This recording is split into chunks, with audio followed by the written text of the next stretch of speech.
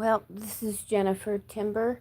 My my dog barks at anybody who walks by, and I want to share something with you. If he barks, it's so loud, and I apologize, but bear with me. I want to share something with you.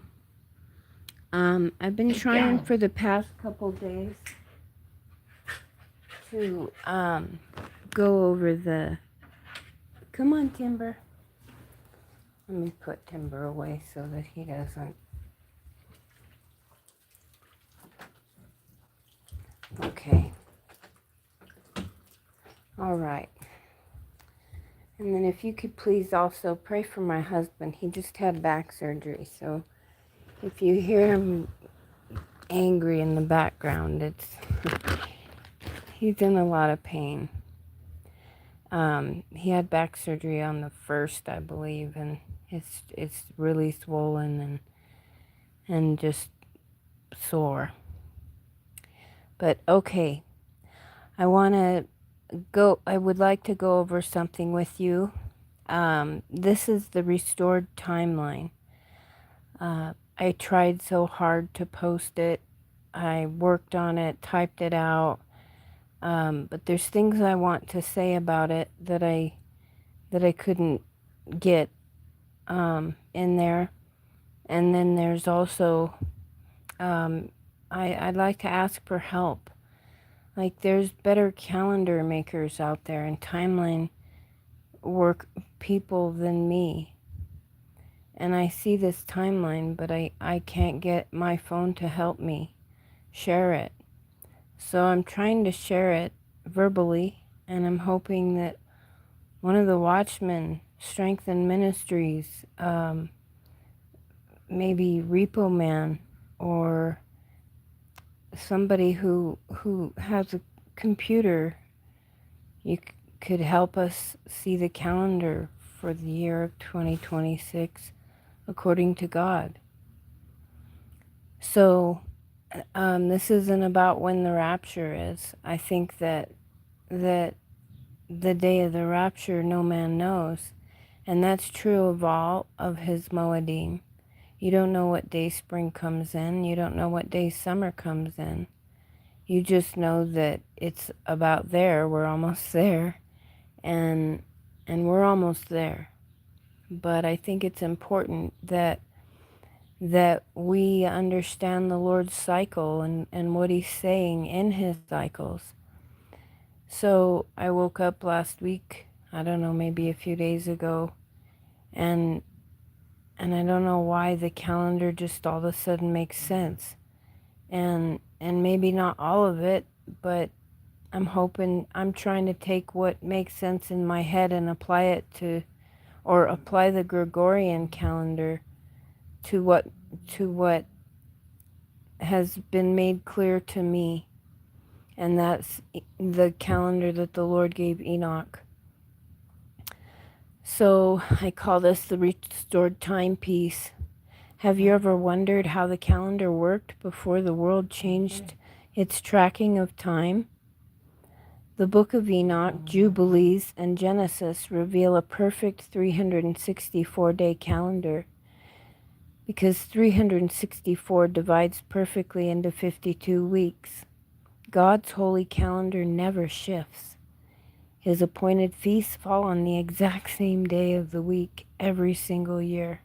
This just blows my mind.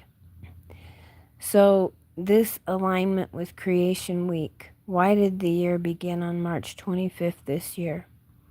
The day 4 principle in Genesis 1:14 through 19, God created the sun, moon, and the stars on day 4 of creation. Day 4 is a Wednesday. Therefore, the Enoch calendar always resets on a Wednesday. The spring equinox reset, day 1 of month 1, is mathematically fixed to the first Wednesday after the vernal spring equinox. In 2026, the equinox occurred on March 20th. The very first Wednesday following that was March 25th, 2026, making it day 1 of the biblical new year. Okay, where are we right now? If you see the calendar written, and I'm trying to learn this myself, but 120 colon 3 colon 3 colon 15 means the 120th Jubilee. The week of years is 3, and I don't understand the week of years yet. I'm still trying to put my head around it. Help, I'm asking the Lord, help me understand the week of years, because this is the day right now. We are in the 120th Jubilee. We are in the third week of years. We are in the third year of the week and the 15th day of the month. So 120th Jubilee cycle since creation, Genesis 6:3. You can look that one up. The third, well, I'll read it if I can find my scriptures here. Apollo, are you laying on my scriptures? Let me see. Oh my goodness. Okay.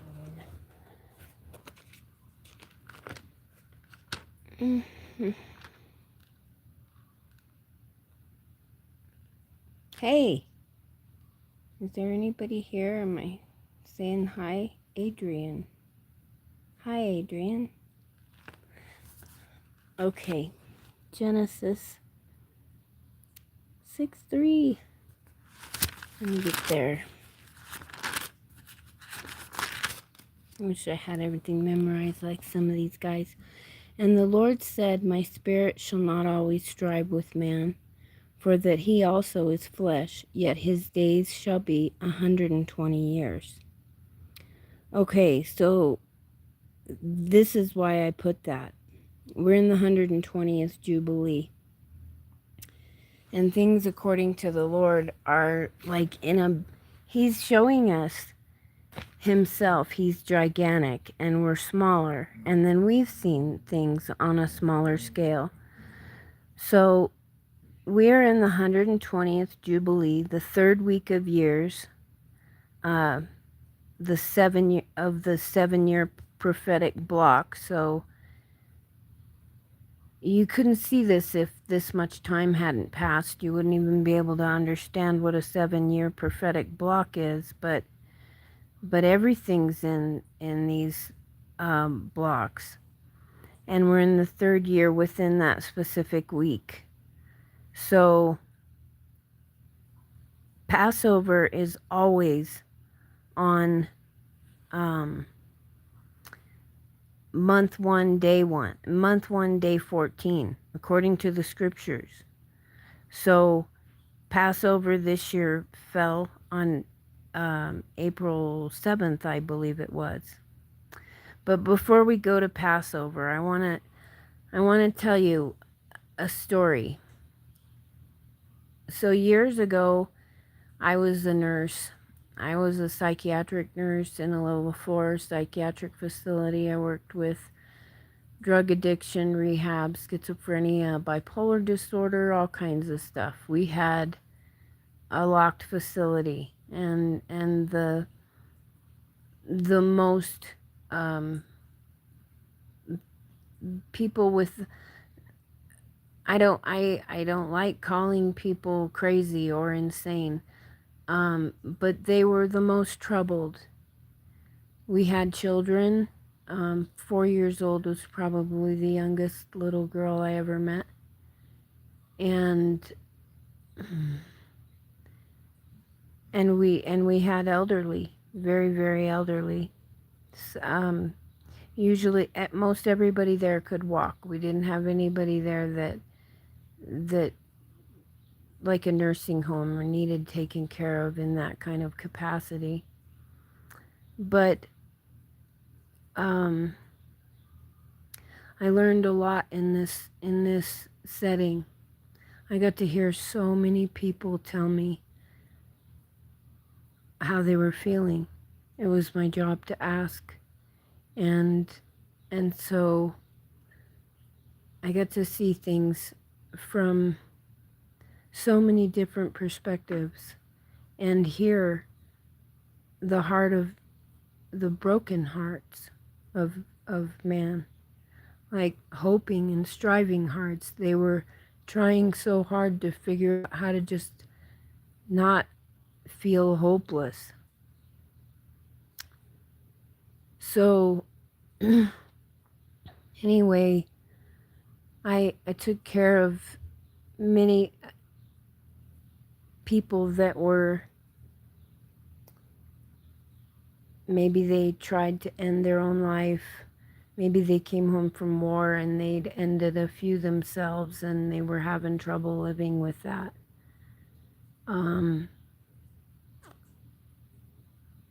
But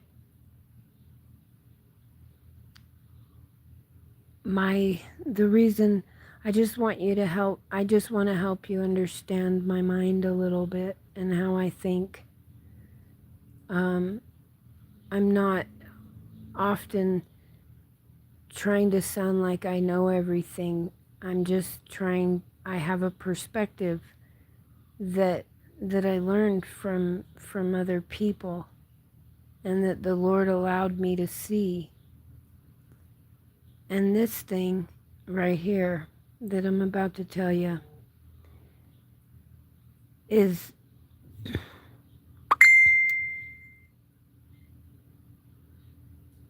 right after I got sick. I don't know, just somewhere in the midst of it, I guess. I'm not sure if I was fully almost dead or if I was coming out of it. I'm not sure. But there's this moment in the hospital that I've talked about where I saw this horse and this man and this woman came to visit me.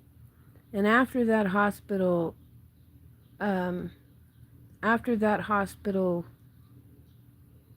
episode, I started hearing and seeing things more frequently. And one of the things I heard, and all my family members can tell you, is I heard the Lord say, birthday.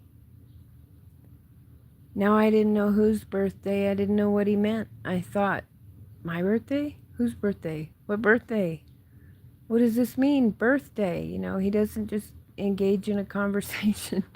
And he can talk back and forth, not for me anyway. But he told me birthday, and so immediately I thought of my birthday. Maybe he's talking about my birthday. I don't know. But who else's birthday would he mean if... Oh, I bet he meant his. Find it. Okay, at that time I had no idea when his birthday was. I thought it was December 25th. I was not at all, didn't read the scriptures, didn't know what they said. I just knew about the man that came and hung on the cross that I learned about in church, but I didn't know anything about him, and I definitely didn't know the scriptures at all. Okay, so I told my family members, the Lord, like I heard birthday, the Lord told me birthday. And then, so these different things happened over time. I started seeing numbers, 1111, 911. I started hearing, speak the truth, share the truth. The truth will set you free. And I thought, what truth? Am I a liar? What are you talking about? What truth do you want me to tell? And show more love. I kept hearing show more love. And I was really frustrated at that time. I was dying. I was sick. I couldn't eat. I couldn't hold down food. I was exhausted. And I was like, show more love? I don't have any. Like, who do you want me to show it to? There's nobody here. And I'm exhausted. But he kept telling me, show more love. Speak the truth. Share the truth. The truth will set you free. Birthday. And then I saw numbers everywhere. Okay, so I went on a hunt for his name. I went on a hunt for his birthday. I went on a hunt for anything. I didn't know what he was talking about, and I wanted to understand. And this part today, oh, I don't think I'm going to be able to get through it without crying, so I apologize. But I didn't understand it until just a few minutes ago. Noah and the September 1 mystery. My birthday is September 1st, 1972. And when I hear or see harpazo, which I never knew, didn't even know what harpazo was until 2023. Anyway, I see numbers, like if I see a 6, I see a 9. If I see a numbers in any direction, they'll flip or mirror. My sister actually told me, and I didn't know this until just a few, maybe 10 years ago, that she's dyslexic. And I was like, really? Maybe that's what I don't know. Nobody ever told me I was dyslexic. I can read, but numbers and things flip around. And so my 972 birthday says 726 flipped around upside down and backwards. And so when I started reading the scriptures and all these Christians were talking about 726 harpazo and birthday, this is 972, it's my birthday. So I'm thinking the more and more I see it just starts to seem like coincidence after coincidence after coincidence, and I'm thinking, is this real? Like, I'm born on 9/1 and I'm looking for his birthday and it's 9/11, I hear.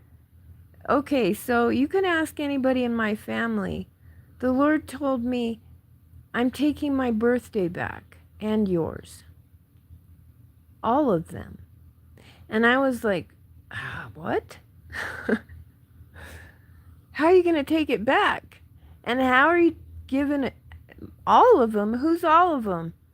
I told my whole family, I don't know what this means, but I thought the rapture was going to happen on every single one of their birthdays. Every single one. I've told them, look, it's the rapture. Look at this. I can't. So this part, that's just a little background history on where my mind is, because while I know they're going to understand why this is impressive to me, the world at large might not. So hopefully you understand why this is emotional for me. But did you know that before the Exodus, the ancient world tracked time via a civil agricultural calendar starting in the autumn? I didn't know that, but I named my daughter Autumn. Anyway, in Genesis 7:11, the floodgates opened in the second month, which correlates to mid to late autumn. On this ancient civil tracker, day 1 of month 1 lands right at the beginning of September. This represents day 1 of creation, the exact day Noah's Ark rested, and the day the earth dried, Genesis 8:13. It is a day of complete renewal and new beginnings. It's my birthday. Okay.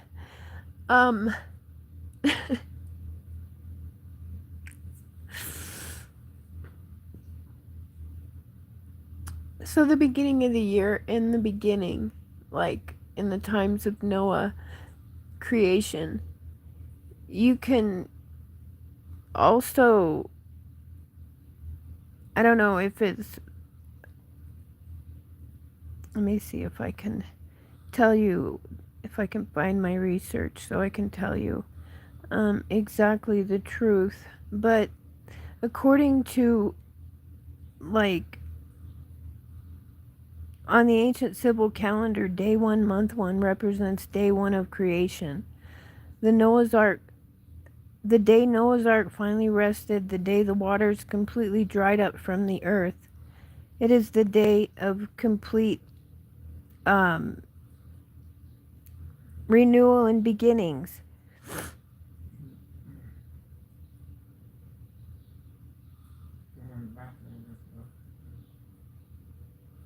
Anyway, I didn't know that, and it just really blows my mind that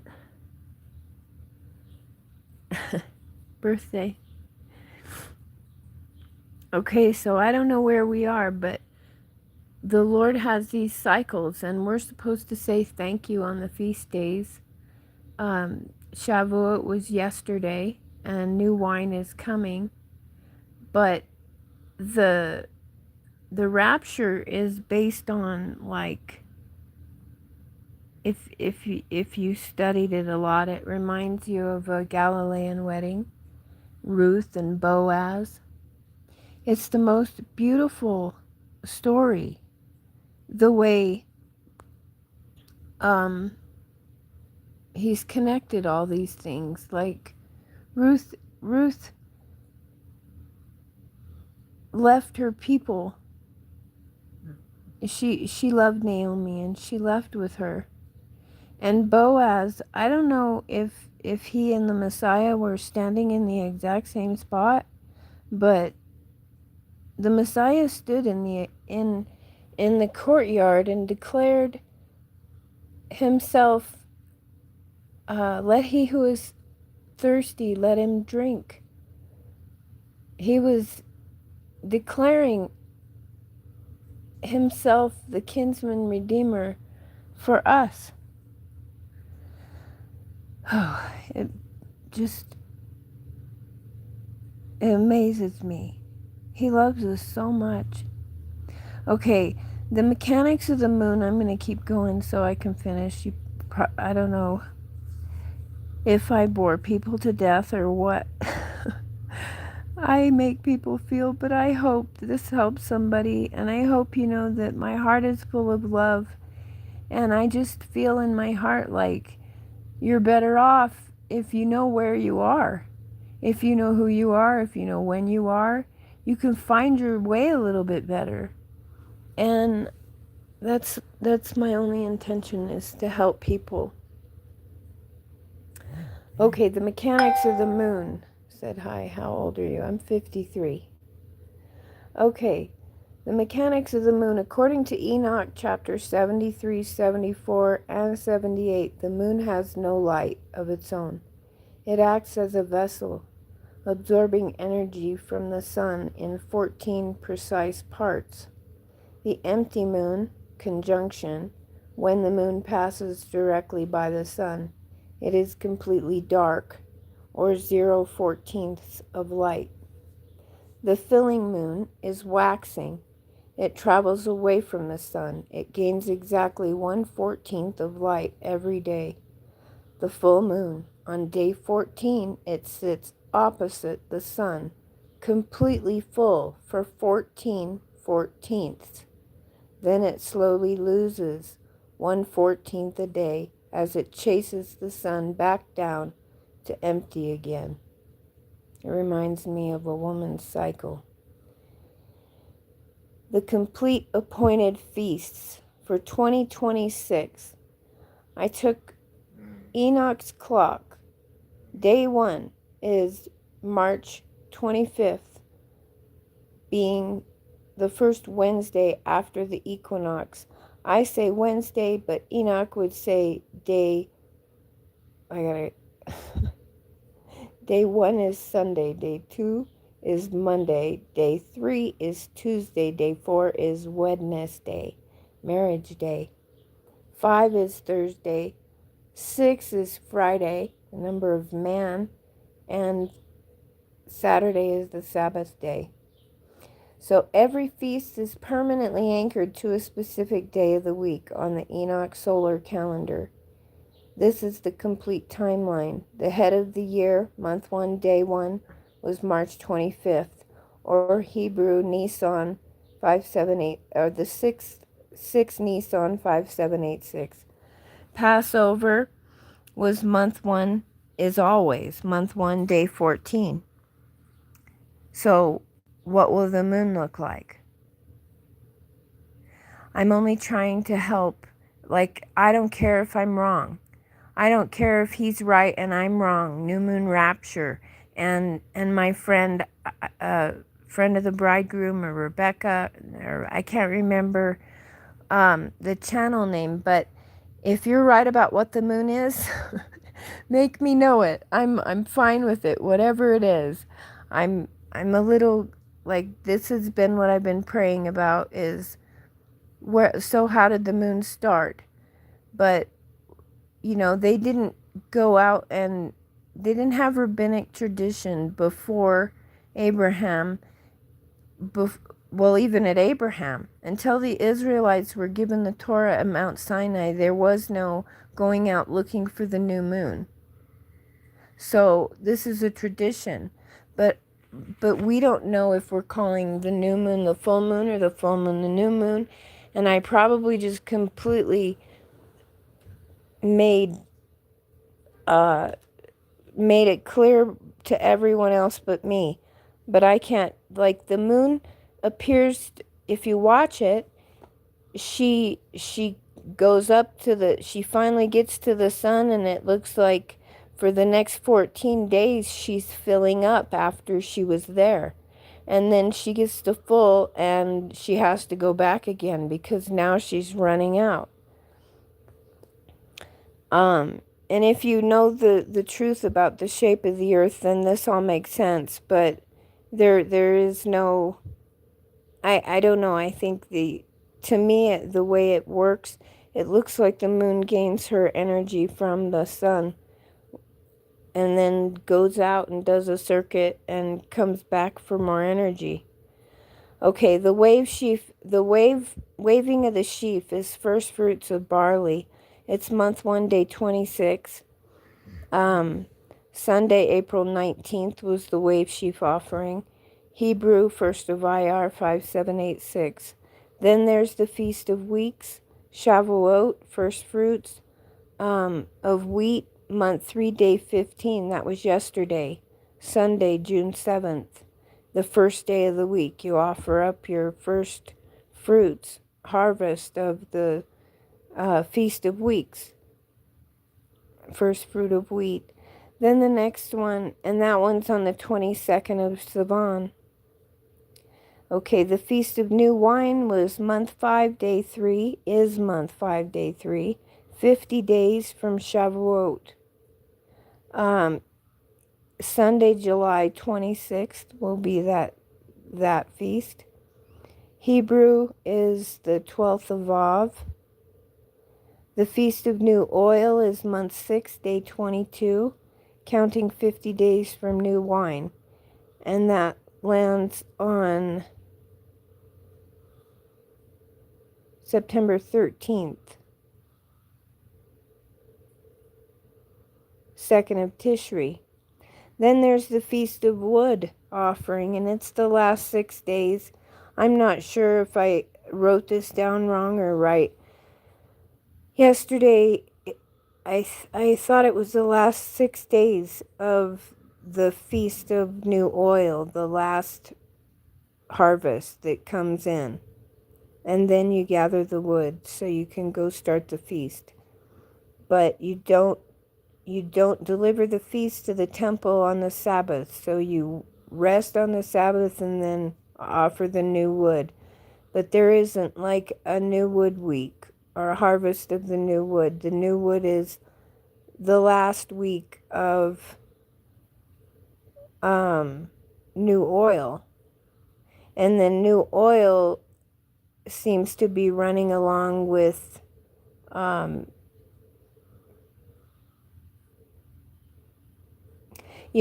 the Israelites left Egypt, the Lord said, this will be the beginning of years for you. And so I don't want anybody to, like, it scares me to talk about the calendar because I don't want anybody to go attacking the Hebrew calendar. It's closer to what God wanted than what Gregorian and Julian were doing, or anyone else. Like he married them in the desert, and we need to understand his calendar, not police how well they're doing what they should be doing. We should be doing what we should be doing. Okay, so I'll just move on from that. Day of Remembrance, trumpets, is month 7, day 1. It's going to be September 23rd. And every time I see September 23rd, 2026, I see the Revelation 12 sign and I see the word Joshua. And I don't know. I know there's brother Joshua, and I think, is that why I see Joshua? But I don't know. Okay, Hebrew is the 12th of Tishri. The Day of Atonement, Yom Kippur, month 7, day 10. And then that's on Friday, October 2nd. Then there's that converted in Hebrew is the 21st Tishri. Then there's the Feast of Tabernacles. So after we've collected all or gathered in all of our harvests, and we've had a day of remembrance, and we've taken a shower, got clean, and got everything ready, then we can have a feast. And then there's Sukkot. Well, that is Sukkot. Tabernacles. He dwells among us. Is trumpets a bigger feast? I don't know. Anyway, we are at the end, and it's overwhelming to me and exciting to me. I don't know how to share it. I don't know how to talk to people. This is all I know how to do. But I love you, and I just want to pray over you. As the world tensions rise across the globe, we're resting. I hope, I pray, rest in the shadow of the Almighty. He that dwelleth in the secret place of the Most High shall abide under the shadow of the Almighty. I will say of the Lord, He is my refuge and my fortress, my God, in Him I will trust. Surely He shall deliver thee from the snare of the fowler, and from the noisome pestilence. He shall cover thee with His feathers, and under His wings shalt thou trust. His truth shall be thy shield and buckler. Thou shalt not be afraid for the terror by night, nor for the arrow that flieth by day, nor for the pestilence that walketh in darkness, nor for the destruction that wasteth at noonday. 1,000 shall fall at thy side, and 10,000 at thy right hand, but it shall not come nigh thee. Only with thine eyes shalt thou behold and see the reward of the wicked. Because thou hast made the Lord, which is my refuge, even the Most High, thy habitation. Therefore shall no evil befall thee, neither shall any plague come nigh thy dwelling. For he shall give his angels charge over thee, to keep thee in all thy ways. They shall bear thee up in their hands, lest thou dash thy foot against a stone. What thou shalt tread upon the lion and the adder, the young lion and the dragon, shalt thou trample under feet. Because he hath set his love upon me, therefore will I deliver him. I will set him on high, because he hath known my name. He shall call upon me, and I will answer him. I will be with him in trouble. I will deliver him and honor him. With long life I will satisfy him and show him my salvation. The scriptures say, teach us to number our days, that we may apply our hearts unto wisdom. That's Psalm 90:12. And I just read you Psalm 91. especially in the last days. It's hard for people to hear those words. They think you mean the end of time, and this is just another time. Like, there was an end to the 80s and the 90s, and there's an end to the age of grace. And that's when the Lord removes the restrainer. However you view that, it's about to happen. And I hope and pray, I think sometimes it's hard to know, do I want this so bad, or is he showing me this? I worry about my family members just like other people. We worry about our members, not because we think you're heathens, but because the time is short, and like, you can tell when someone's in a hurry or when someone just doesn't care if they get ready or not. And even when you're like going to dinner, if you took someone on a date and they look like they could care less that they're there with you. I don't want anyone in my family to approach the Lord with, I didn't really care that you were coming. And I definitely didn't want to tell the Lord. I wasn't going to try to tell him. But they didn't want to hear it from me because I'm like the black sheep and the biggest flop of the family, definitely not the successful, brilliant one. Or I'm just the oldest one. And probably made more mistakes than anyone in my whole family. So they're not going to look at me and go, hey, Jennifer, we think you probably have some wisdom. They definitely do not think. And I don't blame them. If you're a child and your mother drops you off at a babysitter and the babysitter is really a good one, you probably don't even thank your mom for your good babysitter. But if you have a really bad one, you remember that your mom left you there. And so kids have a hard time trusting, especially with the stuff that happens nowadays in the world. And, I was a busy working mom taking care of these children that were hurt, not knowing that there were these type of people everywhere. And I don't know, I feel like the Lord just prepared me. I used to tell him, why? Like, I can't handle anymore. And usually that's when it really hit. I quit saying that. But the important thing is that we forgive and that we love one another and that we see the truth and then just understand why that's bad. And some things just seem obvious to me, like it seems really bad that we don't know the calendar and we don't know where we live.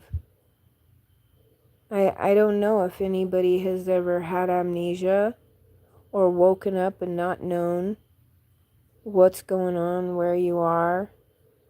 Maybe after a night of drinking, wake up and go, oh my goodness, what have I done? But I don't want people to feel that way. And when you find out about the truth, reality all around you, you don't have to hate. You don't have to be mad or hate the world that lied to you, whoever it is. I can't be really super mad. Let's say I'm going to blame Pakistan, okay? I know it's not Pakistan, but I'm just picking Pakistan. But let's say I know that Pakistan is the one that made this shot that I didn't want and that made everybody sick. I'm I'm not being mean to Pakistan by trying to tell people so that they can do whatever they need to do to get well, or to prevent them from doing what I did that got me sick. And this is the trouble that we run into in this, like, truth or Christian community. We aren't trying to override your views, but it's clear when you see somebody about to step in front of the train, they don't see that train. And so this is kind of how the eyes work, on a watcher. They're looking, especially at their own family members, they're not looking at your sins. They're looking at your, hoping to see your heart, because they can't. Like, they see it little bit here and there. I see my son helping somebody across the street, and I think, oh, good one, good heart. And I see the heart of man come out sometimes, but in large, we hide our feelings, especially in our families. And I don't know, I don't even have any idea at all what my sister believes, if she even believes in God. But I know she'd probably tell you my sister's crazy. She thinks there's a rapture and the earth is flat, and she's just nuts. I don't know what happened to her. She got sick and went crazy. I don't know what they'd say. I have all these ideas in my head of what they think of me, or how they view me. But, I found a pot of gold and I wanted to share it with all of them. And in their opinion, I think I know it all. And I really don't. I've tried my hardest to go join into Christian groups, or find a church, or hang out with the rabbis online and learn the scriptures so that iron can sharpen iron. And, well, it's been very difficult to just, everything has been difficult. So the only way I knew how to help the Lord, or to do what the Lord has asked of me, is to pray and to just share it a little at a time. I didn't know how to write it all down. When every time I tried to write it all down, all my belongings got, I lost them. I lost all my belongings 4 times now. And that's a hard thing, to know that your diaries are out there somewhere, and you really have nothing to hide. The Lord knows you. He knows your heart. He knows all of our hearts. And really, if you'd heard the hearts of hundreds and hundreds and hundreds of people, you'd know that all hearts just want to be loved at the end of every day. And so I pray that for you. I want you to be loved, and I want you to feel loved. I love you. Go out there and tell your family. I don't know how. Just tell them. Whether you believe it or not, I just gotta let you in on a little secret. The Lord's coming. It's really good news. You shouldn't be mad about it. I thought it was the greatest news ever. Of course, my life was in a whole different... I didn't have a $1 million house and nice cars and everything going great. I was laying in a hospital bed dying. So it looked good to me, and it still does. But the perspective, for mankind, they aren't wicked just because they built and they have. And that's a lot about how they're treated. They are treated like, well, you have something, so you're wicked. And not everybody that has something is wicked.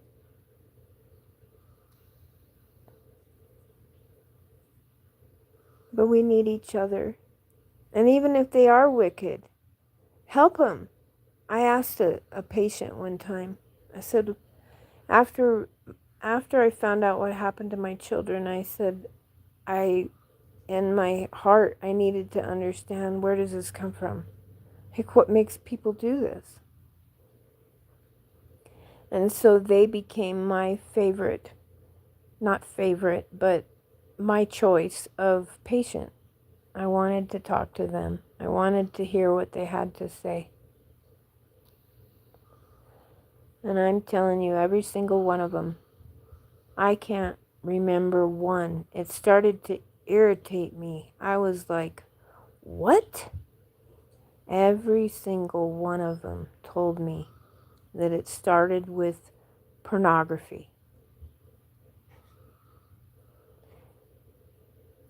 And this one kid, he was like, I think he was 16 or so years old. And I said, really? Like, you're such a young kid. How long have you been looking at that? And he said, shit, since I was born. Like, you have Victoria's Secret and bra cover. When you go into Walmart and look at the lady wearing bras, it's everywhere. Like, and we, I'm going to start saying chocolate cake, chocolate cake, chocolate cake, chocolate cake. You might eventually, by the end of our conversation, want a piece of chocolate cake. And this is what they introduced to us, why they brought in dancing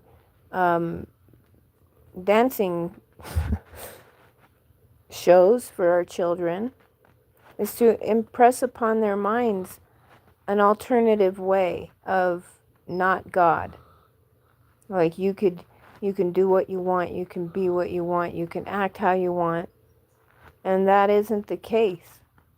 When our children grow up and find out reality bites, who are they going to blame? Who are they going to complain to? I mean, it's shocking to me that there's so many people that see this, and we're like, the answer is that everybody has to see it. We all have to wake up and say, no more. And the ones that are sleeping are like, I've worked really hard for this life and I don't want to wake up. And just because you don't have what I have doesn't mean I have to just suffer. Why should I have to suffer? Because you were irresponsible. Well, that's not the case. It's the end of the world. It's the end of this age. It's the end of this time. And we see it. And we're just trying to show it to you. I'm not trying to steal your stuff. But if you have a sandwich, I'm hungry. Oh.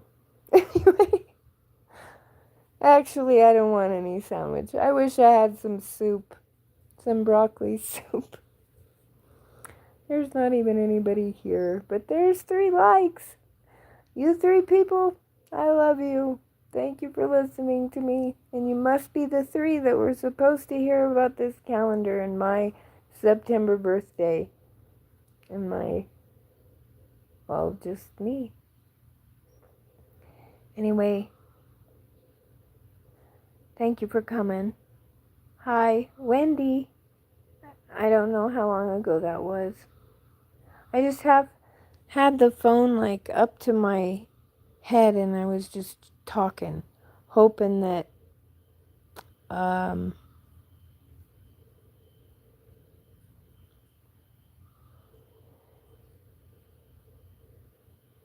don't know, maybe spend some time with someone who's looking for the Lord. My husband's in a lot of pain. We just called the doctor and asked if he could have some more pain medicine because he just can barely move. We've got ice packs on his back and he really looks like somebody took a baseball bat and hit him across the lower back. There's bruising everywhere and he's had 4 back surgeries, but this one looks like he got wrecked in surgery. And I tried to talk him out of it, but, I was a nurse and I talked him into it. I talked him into medicine. So, I just look like a crazy lady to all of them.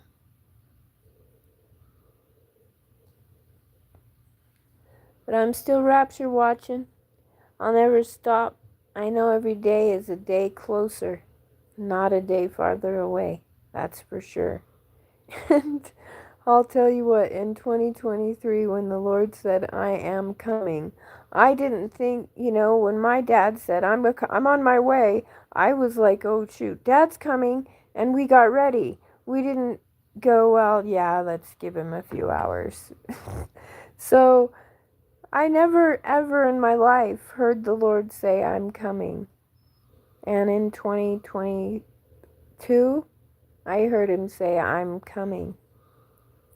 And so I was convinced he was coming, especially when I went online and everybody was having rapture dreams. I started watching everybody's rapture dreams. And then after I saw hundreds and hundreds and hundreds of rapture dreams, I asked the Lord, if you want to surprise me, that's fine. But could I have one? Can I have a rapture dream?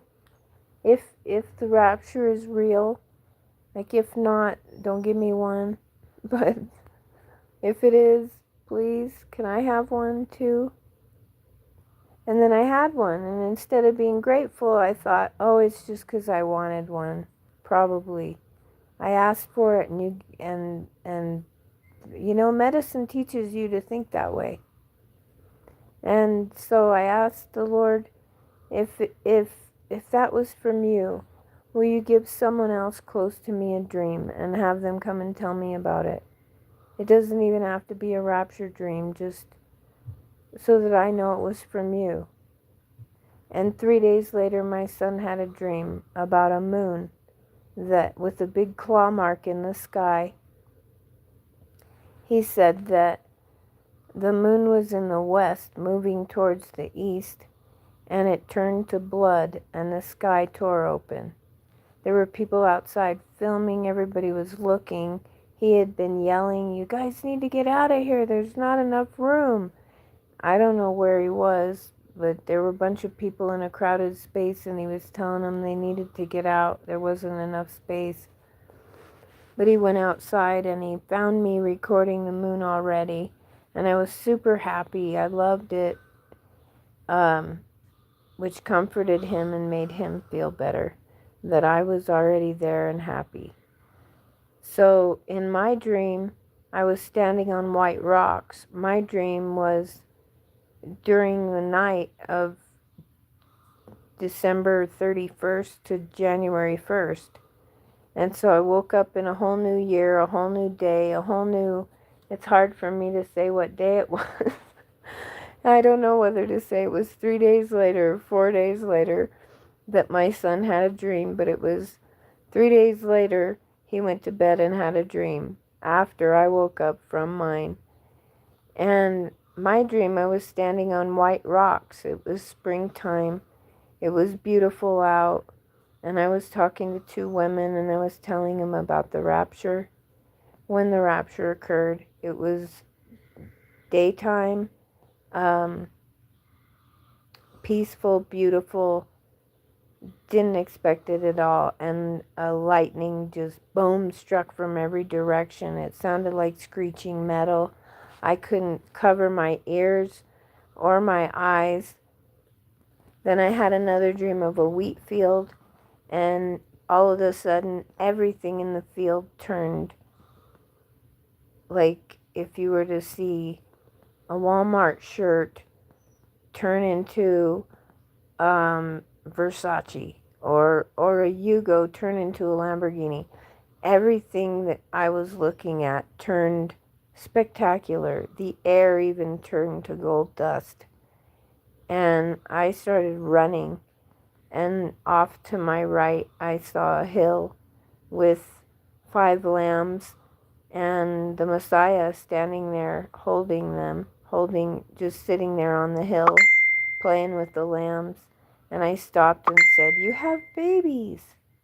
And he said, "They're yours." And I remember looking at that golden gate in the distance. It was open. I was running towards it. I had energy that I'd never felt before.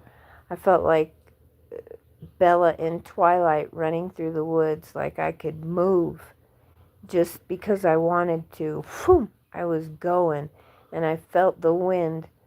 The wind was affected by me, not me by the wind, if that makes any sense.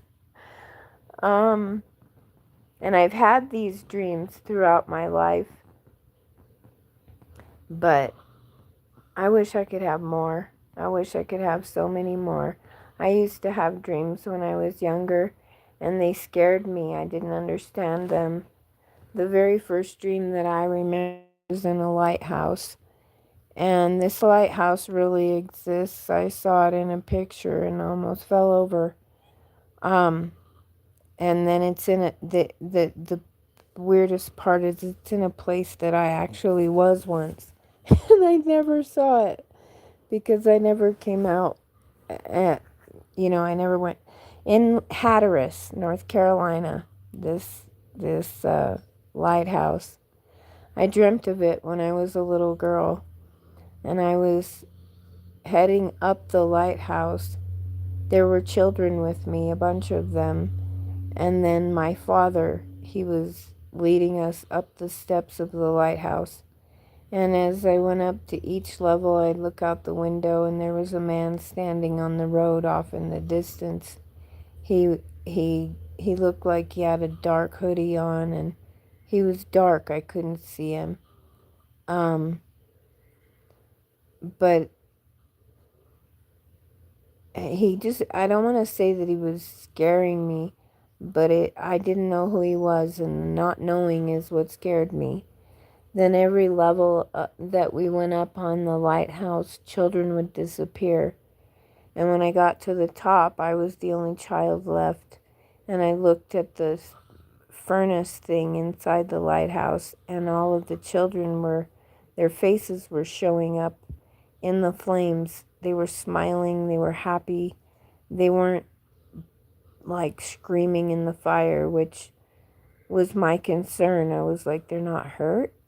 And my dad smiled at me and said, no, they're not hurt. And it made me happy to know that they were not hurt. But they had all disappeared, and I was the only one left. So I didn't like this dream. I had it over and over and over and over again.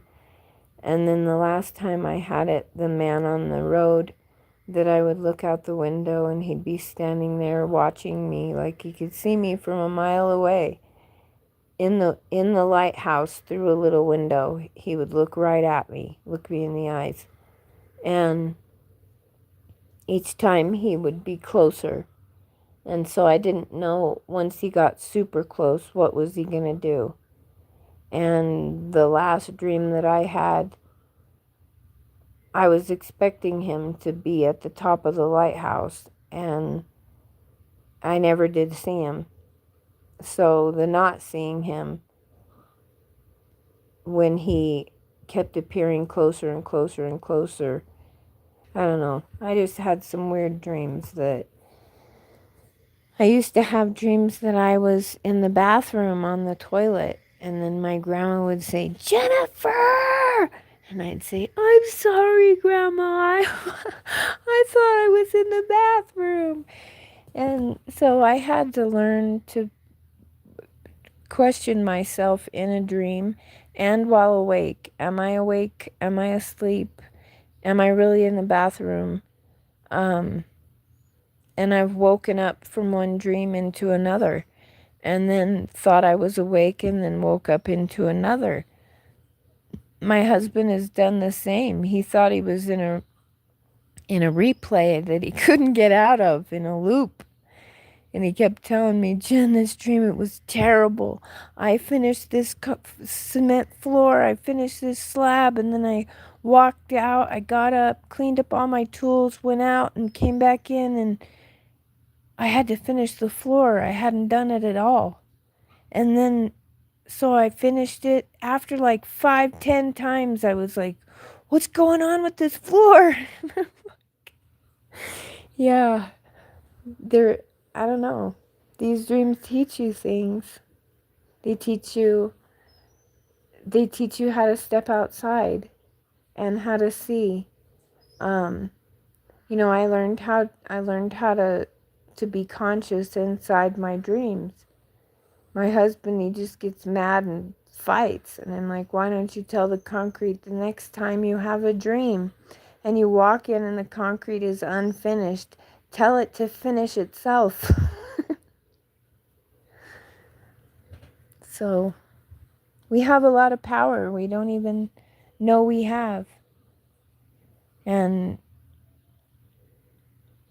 we have a God who loves us and sent his only begotten Son, that whosoever should believe in him would not perish, should not perish, but instead have eternal life with the King. He didn't send his Son into the world to destroy the world, but that through him all mankind might be saved. We couldn't fulfill the law. He did. But none of us can, and we shouldn't be running around saying, there's a new Israel because they're not righteous and they don't do things right. Neither do we. None of us do. They didn't, they don't, and they won't. And we didn't, we don't, and we won't. The only reason we are saved is because of grace. You have to accept that gift in order for it to belong to you. You can't just steal the car when you want to drive it and then leave it there. You have to purchase the car in order to get the keys. But it's free. It's a free car. It's a free purchase. It's a free ride to heaven to be with your Father and your family. Those who choose home as well. My poor husband, please pray for him. I better get off and go maybe try to do something nice for him. But thank you for being here, and I hope this calendar helps somebody know where they are and when they are, because it changes things. Takes away fear, takes away all kinds of anxiety just to know where you're at. And I see it every morning when my granddaughter comes over and she spends the night with me. She'll wake up in the middle of the night and, well, we don't have a crib or anything, so she sleeps with Grandma. And in the middle of the night, she'll scoot over next to me and reach over and touch me, and I'll look over at her. She'll open her eyes and stare at me for a minute like, wait, who are you? And then she'll look around the room. Oh, I'm my grandma's. And then she'll smile and go right back to sleep. And I just, that awareness of knowing where you're at. Oh, okay, I got all my bills paid. Or, oh, okay, I finished that paper. It gives us a sense of peace. And so, reading the Bible, not being a biblical scholar, but reading the Bible and knowing that when you do that, the Lord has promises. He is promises. He just never stops with the promises. And he's coming soon. When you see his face, do you want him to look at you and know that you were excited about him coming, or that you were mad about him coming, or that you were indifferent? Think about that. The way you would a dying person. I learned that working in hospice. There were so many people that I was like, oh, I wish I would have asked that guy. I didn't know he lived in Carson City. I wish I would have asked that, And there's so many things that I try to do a checklist. What am I going to wish that I would have said or would have done differently? And all of those things go right back to the Lord. The part of me that's going to have regrets is the part of me that didn't do what the Lord asked me to do. And if I have to look at a person and know I had the opportunity to bear my testimony or to tell the truth, and I didn't because I was afraid of how people would act or what they would say or what they would think of me. I only care what the Lord thinks of me. And that's what you should care about. I care what my family thinks of me. But I can't make them happy. Not one of them. It'd be impossible to make all, just say 30. All 30 of them happy on one day. So, I think we just gotta learn to love each other through the storm. Okay? And I love you. And I pray that you have a happy journey. Travel light. Be willing to let it all go. And smile and laugh and love. And I can't wait to see you on the other side. Maranatha, in the clouds. Thy will be done on earth as it is in heaven. But, well, after a minute, he's got to clean things up. So, around here. Anyway, I love you. God bless.